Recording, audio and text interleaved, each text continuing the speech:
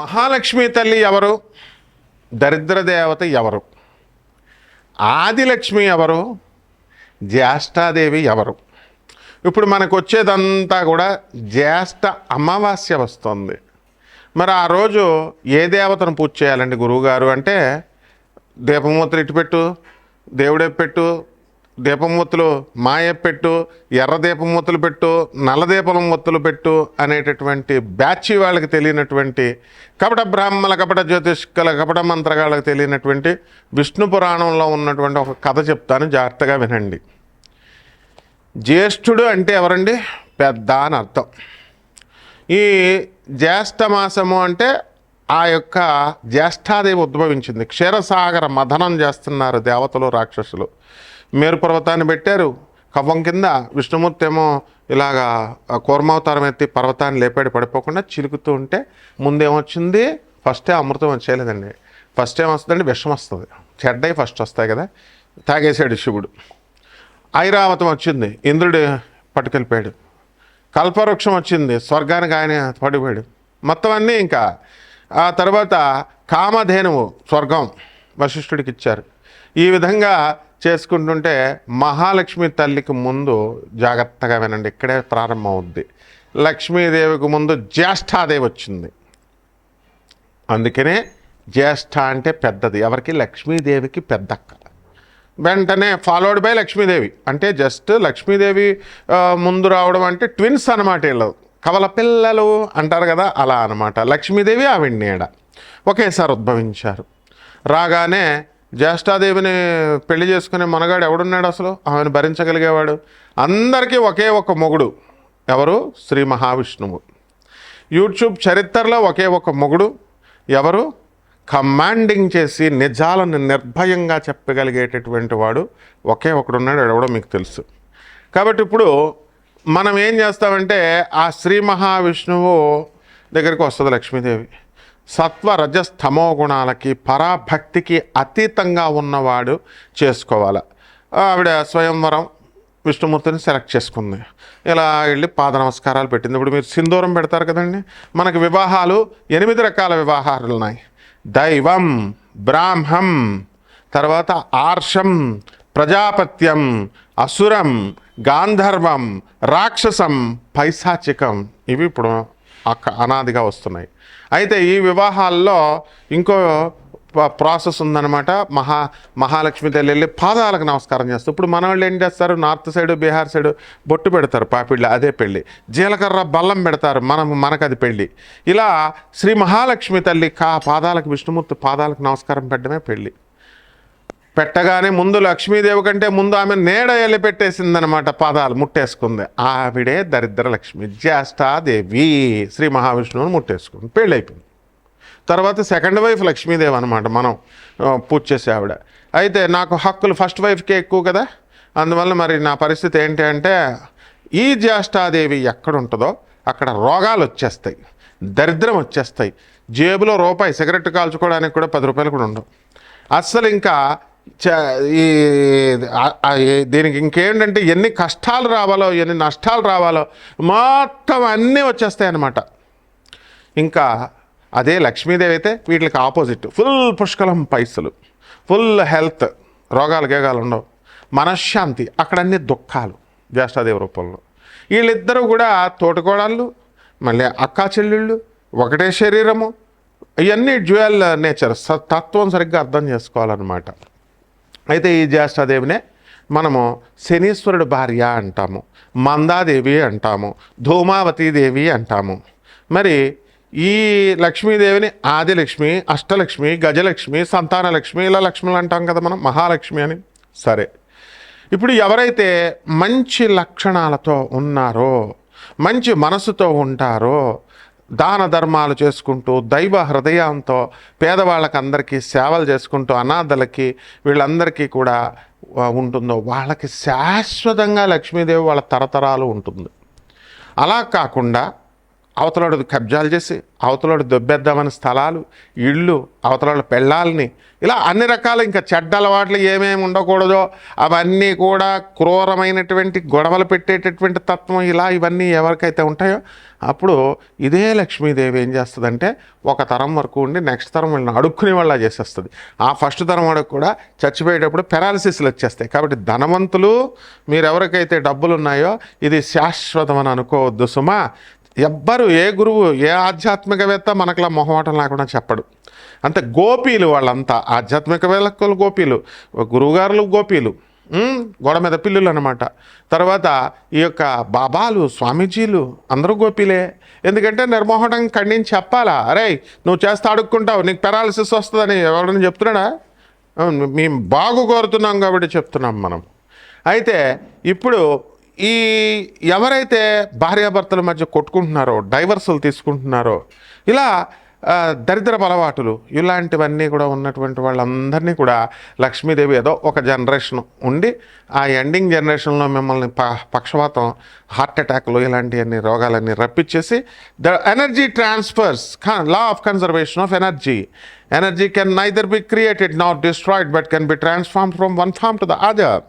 Energy, Lakshmidevi అంటే energy, అంతేగాని కలవ పూలు పట్టుకొని ఇలా ఉండి 2 చేతులు 2 కాళ్ళు ఉన్నది కాదు. ఏదో కవులు వర్ణిస్తారు, ధ్యాన శ్లోకాలను బట్టి రాస్తామన్నమాట లక్ష్మీదేవి ఎలా ఉంటుంది అని. చేట పట్టుకొని, చీపురు పట్టుకొని, కాకిని పట్టుకొని, గాడిద రథాన్ని పట్టుకొని జ్యేష్ఠాలక్ష్మి ఉంటుందన్నమాట. ఇక మహాలక్ష్మి కమలే కమలాలయే, కలవ పువ్వు నుంచి పుడుతుంది. కాబట్టి ఈ లక్ష్మీదేవి పర్మనెంట్ కాదు అని చెప్పారు. కరెన్సీ అంటే నా నుంచి నీకు, నీ నుంచి ఇంకొకళ్ళకి అలా ప్రవహించేటటువంటి దాన్ని క్రియాశక్తి అంటారు. ఆ లక్ష్మీదేవి క్రియాశక్తి అనమాట. కాబట్టి ఈ డబ్బు వచ్చేసింది కదా అని శాశ్వతంగా ఎవడైతే గర్వపడతాడో అటువంటి వాడిని జంభాసురుడనే రాక్షసుడిని అనఘాదేవి మహాలక్ష్మి తల్లి దత్తాత్రేయుడి దర్శనం కోసం వాడు పరిగెత్తుకుంటూ వస్తే దత్తాత్రేయుడు నాశనం చేస్తాడనమాట. అందుకని ఆ ఇంద్రుడిని అక్కడికి తీసుకురమ్మను అంటాడు. దత్తాత్రేయుడు ఉన్న చోటకి అనగాదేవి డ్యాన్స్ చేస్తూ అష్టసిద్ధులు నవసిద్ధులకి అధిపతి అయినటువంటి ఆ నవనిధులకు అధిపతి అయినటువంటి ఆ మహాలక్ష్మి తల్లిని నెత్తి మీద పెట్టుకునేసరికి కాలిపోయాడు. అంటే డబ్బున్న వాళ్ళంతా కూడా గర్వంతో మదంతో వెళితే నాశనమైపోతారు అని జంబాసుర వధ చెబుతుందనమాట. ఎవరైతే దాన ధర్మాలు ఇవి అన్నీ చేసుకుంటూ గర్వం లేకుండా సాటి మనుషులుగా ఇతర మనుషులు ఉంటారో వాళ్ళ తరాలు కూడా శాశ్వతంగా మహాలక్ష్మి ఉంటుంది. ఎవడ చేస్తాడండి అని, నేను మా సంతానం పోతే మాకేంటి, ఓ 10 తరాలో 100 తరాలో సంపాదించేదాకా అవతలను కబ్జా చేసేద్దామంటారు. ఐ ఛాలెంజ్, కమాన్, డబ్బున్నటువంటి వాళ్ళందరూ కూడా ఎన్ని లక్షల కోట్ల సంపాదించినటువంటి వాళ్ళు, ఎన్ని వేల కోట్లకు సంపాదించినటువంటి వాళ్ళు హార్ట్ అటాక్లు లేకుండా చచ్చిపోయిన వాళ్ళని ఒక్కడం చూపించండి నాకు. పెరాలసిస్లు రాకుండా చూసిన వాళ్ళని చూపించండి నాకు. ఒక 100 సంవత్సరాలు దాటి అవయవాలు ఏవి కూడా పాడైపోకుండా ఉన్న వాళ్ళని నాకు చూపించండి. నెక్స్ట్ తరంలో ఎక్కడుందో చూపించండి. సీఎం కొడుకులు ఎక్కడున్నారు? సీఎంల కింద. పిఎం కొడుకులు ఎందుకు పిఎంలు కాలేకపోతున్నారు? కాబట్టి పాపాలు వస్తాయి. ఆఫ్టర్ ఆల్ వాళ్ళకే లేదు దిఖానా, మీకెంత మామూలు మనుషులకి. కాబట్టి ఈ విధంగా ఈ జ్యేష్ఠాదేవే ఏం చేస్తుందంటే ఎనర్జీ, జ్యేష్ఠ మహాలక్ష్మి అనేది ఒక ఎనర్జీ. ఆ మహాలక్ష్మి దరిద్ర దేవతగా మారిపోద్ది అనమాట, ట్రాన్స్ఫర్మ్ అవుద్ది. ఓకే, ఇక్కడ ఫస్ట్ పాయింట్. అలాగే జ్యేష్ఠాదేవి మళ్ళీ మహాలక్ష్మిగా ట్రాన్స్ఫర్మ్ అవుద్ది. ఎనర్జీ ఒక రూపం నుంచి ఇంకో రూపంలో మార్చొచ్చు. Potential energy kinetic energy mechanical ఎనర్జీగా ఎలా అయితే మారుతుందో. లేకపోతే శ్రీ మహావిష్ణువు ఏం చేస్తాడు, పద కాపురం పెట్టుకుందాం అంటది లక్ష్మి, ఎవరు మన జ్యేష్ఠాదేవి. అప్పుడు ఆయన ఏమంటాడు, హడిలిపోతాడు దెబ్బతో. అడిలిపోయి నేను ఎక్కడుండాలి అంటుంది, పాతాళం వెళ్ళి తపస్సు చేసుకోను. ఎందువలన, ఎవరెవరైతే భార్యాభర్తలు ఇద్దరు కొట్టుకుంటున్నారో అక్కడికి వెళ్ళు. ఎవరెవరైతే దర్జాగా కాళ్ళు ఊపుతూ ఉంటారు బెడ్ మీద, పెద్ద ఈడేదో మోనార్క్ లాగా. అలాగే యూనివర్సిటీల్లో మా స్టూడెంట్స్ చాలామంది జేబుల్లో, యూనివర్సిటీకి ఏదో పని మీద వచ్చినటువంటి కార్ డ్రైవర్లు వీళ్ళు ఉంటారనమాట కొంతమంది, వాళ్ళు జేబుల్లో చేతులు ఎడతారనమాట. ఇలాగా ఐఏఎస్ ఆఫీసర్ పెట్టడు, చీఫ్ మినిస్టర్ రేవంత్ రెడ్డి గారు ఎప్పుడైనా పెట్టడం చూసారా? చంద్రబాబు నాయుడు జేబులో చేతులు పెట్టరు, వీళ్ళు మాత్రం జేబుల్లో చేతలాడతారు. ఐఏఎస్ జస్ట్ ఇప్పుడే పాస్ అయ్యాడరా వీడు అనగానే పటక్మని తీసేస్తారు. అలా చెప్పేవాళ్ళు కావాలి. నువ్వు చేసే తప్పుని, హుందాతనం అనేది నువ్వు పేదలకు చూపించేని నీ యొక్క మంచి మనసును బట్టి ఉంటుంది. నువ్వు వేసుకునే డ్రెస్సులను బట్టి, లేకపోతే జేబుల్లో చేతులు పెట్టేస్తే నువ్వు ఐఏఎస్ ఆఫీసర్ అయిపోవు. కాబట్టి పొగర్లతో వగర్లతో ఉన్నటువంటి వాళ్ళందరినీ కూడా లక్ష్మీదేవి వదిలిపడేస్తుంది అనమాట. ఇప్పుడు కమింగ్ టు ద పాయింట్, ఈ మహాలక్ష్మి తల్లి మరి ఎక్కడ అంటే ఎవరైతే ఇళ్లల్లో దీపాలు పెట్టరు, ఎందుకు పెట్టాలండి, మేము లైట్లు వేసుకోరు, చీకటి గదుల్లో ఉంటారు, వెంటిలేషన్ లేనటువంటి అపార్ట్మెంట్స్లో లక్ష్మీదేవి ఉండదు, అదంతా తాత్కాలికం, టెంపరీ, అప్పుడు ఫ్రీగా వెంటిలేషన్ ఉండాలా. తర్వాత నెక్స్ట్ భార్యాభర్తలు ఇద్దరు కూడా కొట్టుకోకూడదు, వార్ధక్యంలో ఉన్నటువంటి ముసలి వాళ్ళని, అత్తగారిని, తల్లిదండ్రులని చూసుకోవాలా. మరి వీళ్ళందరినీ చూసుకోకపోతే లక్ష్మీదేవి ఉండదు, జ్యేష్ఠలక్ష్మి కింద మారిపోతుంది. సో ఈ శనీశ్వరుడే శ్రీ మహావిష్ణువుగా ట్రాన్స్ఫర్మ్ అవుతాడు. అలా చాలా ఉన్నాయి రహస్యాలు. ఈ రహస్యాలన్నీ మనం నెమ్మదంగా నన్ను ఫాలో అవుతూ ఉండండి, ముల్లపూడి సత్యనారాయణమూర్తి ఫాలో అవుతూ ఉంటే మన ఛానల్ని తప్పకుండా నెక్స్ట్ కంటిన్యూషన్ ఎలా మారుతుంది, చాలా స్టోరీలు ఉంటాయి, 100 కథలు చెప్పుకోవచ్చు అనమాట మనం. లక్ష్మీదేవి, దరిద్ర దేవత, ఎలాగ అక్కా చెల్లెళ్ళు, సవత్తల్ల, మనుషుల్లాగా ఒకళ్ళొకళ్ళు తోడుకోవడల్లా, ఇవన్నీ చెప్పుకుందాం.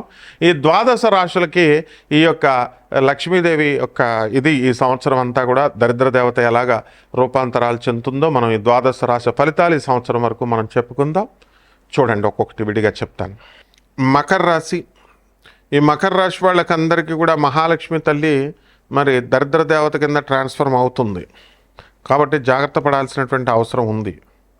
మహాలక్ష్మి తల్లి ఏంటంటే ఈ యొక్క గురుగ్రహము షష్ఠ స్థితిగతుడై ఉండడం వలన మీకు రోగాలు ఇటువంటివన్నీ కూడా క్రమేపీ ఉన్నటువంటి వాళ్ళకు కొంచెం తగ్గుముఖం పడుతుంది. శత్రువులపై మీరు ఆధిపత్యాన్ని సంపాదిస్తారు. భార్యాభర్తల మధ్య కొట్లాటలతో దరిద్ర దేవత మిమ్మల్ని పట్టుకుంది, కాబట్టి ఎంత ఆనరబుల్ జడ్జెస్ చెప్తున్నా సరే, పోలీస్ ఆఫీసర్స్ రీకన్సిలేషన్లు పెట్టి ఎంత కౌన్సిలింగ్లు పెట్టినా సరే మీరు మారట్లేదంటే ఇదంతా కూడా దరిద్ర దేవత మహిమ అన్నమాట. మీ మామగారు చేసిన పనికి మీ భార్యల మీద మీరు ఇవన్నీ కూడా చేసుకోవడము, కక్షలు తెచ్చుకోవడము, ఇలాంటివన్నీ చేస్తున్నారు. వృత్తి, వ్యాపార, ఉద్యోగ విషయాలలో మకర రాశి వాళ్ళు చాలా స్టాండర్డ్గా ఉంటారు. ఇళ్ళు కొన్నారు గతంలో, ఆ ఇళ్ళులన్నీ కూడా ఈఎంఐలు ఇవన్నీ కూడా కట్టుకుంటూ జాగ్రత్తగా వెళ్ళుకుంటూ వస్తున్నారు. కాబట్టి ఈ రాశి వారంతా కూడా మోస్ట్ డిసిప్లిన్డ్గా ఉన్నారు. కానీ మరి ఉద్యోగాలలో ప్రమోషన్స్ ఇలాంటివన్నీ కూడా ఆల్రెడీ కొట్టిపడేశారు. ఇక మిగతా బ్యాచ్లు ఎవరైతే ఉన్నాయో అటువంటి వాళ్ళంతా కొట్టేయడానికి ఉంటుంది.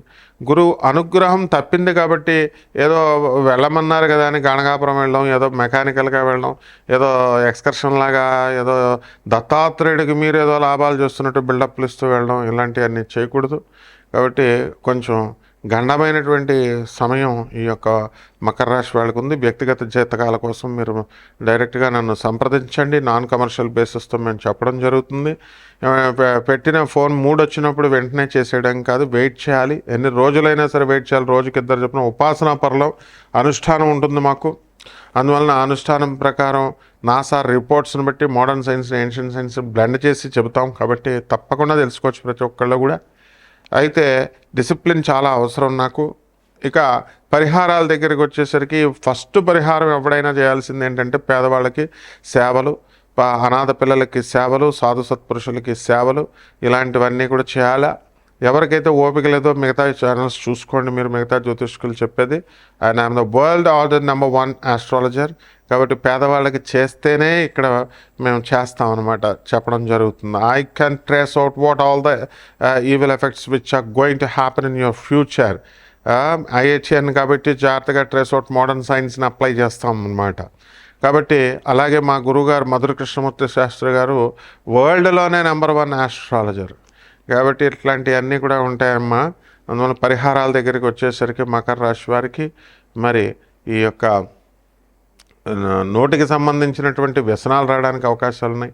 అష్టమంలో కేతు ఉన్నాడు కాబట్టి సుసైడ్లు చేసుకోవాలా, డిప్రెషన్లోకి తీసుకెళ్ళడానికి అవకాశాలు ఉన్నాయి. కాబట్టి కేతు జపం చేయండి, కేతు స్తోత్రాలు చదవండి. కేతువు కిలోంపావున ఉలవల్ని, ఆవుపేడ రంగు ఉన్నటువంటి వస్త్రాలనిచ్చి లేదా మల్టీ కలర్డ్ వస్త్రాలనిచ్చి పేద బ్రాహ్మణులకి మీరు సోమవారం నాడు ఉదయం 7 గంటలకు దానం చేసుకోండి. దశమహావిద్యల్లో ఒకటైనటువంటి ధూమావతి అమ్మవారి యొక్క హోమాన్ని మీరు జరిపించుకోవడం ద్వారా అద్భుతంగా ఉంటుంది. శుభమస్తు.